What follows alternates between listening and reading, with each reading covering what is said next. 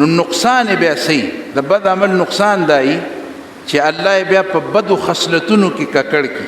دا سزا ده سزا ورکوي کنه ځکه چې دې نزدیکیږي هغه سوی من عمل صالحا من ذکر او انثى وهو مؤمن فلنحيينه حياة طيبه د نیکو اعمالو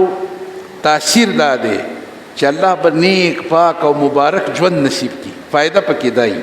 نو ټینشنې پریشانۍ د دې ټولو شیونو نه خدای پاک آزاد کی او بل دا ده چې ځان ته متوجه کول او الله ته متوجه کېدل او توجه پیدا کېدل دا د انسان خپل کمال نه دی دا کار کیږي خاص د الله په فضل باندې او د الله د فضل تلاش چې څوک کوي نو فضل به ملاویږي کنه چې یو سړی الله ته مخ نه راګرځي او راضي نه نو الله رب العالمین خو هیڅ احتیاج نه لري د دې بندګانو د مخلوق الله خو چاته محتاج نه دی مخلوق چې دی دا الله ته محتاج دی نو چې د چا مطلب وي او د چا غرض وي نو هغه ظاهره ده چې چاته د غرض یې هغه پسې سړی ډیر ځي زمونږ فقها او محدثینو لیکلي دي دا حدیث مبارک کې راځي دعا کوئ نو په دعا کې بره مه ګورئ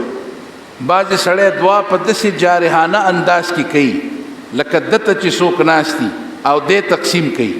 حالانکه په دعا کې خشوع او خضوع پکاره ده په منځ کې خشوع او خضوع پکاره ده نو د خشوع او د خضوع طریقه څه ده کمال دا دی چې الله رب العالمین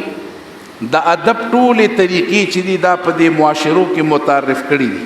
چې د کمې معاشرې کم ادب دی بس پوه شئ دغه دی د هغې مطابق او موږ ته آداب ښودلي دي سړی مشر لځي نو په کار ده چې سترګې ټیټي والدینو ته ځي نو وایي اوف مه کوه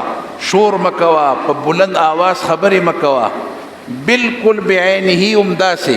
چې سړی په دې مانځه کې خیال وکړي چې دا کم آداب د مانځه دي نو د مانځه آداب څه دي اوس د مانځه آداب هم دغه دي دلته غالبا یو ځل ما دا تفصیل ویلی 12 فوټ راځي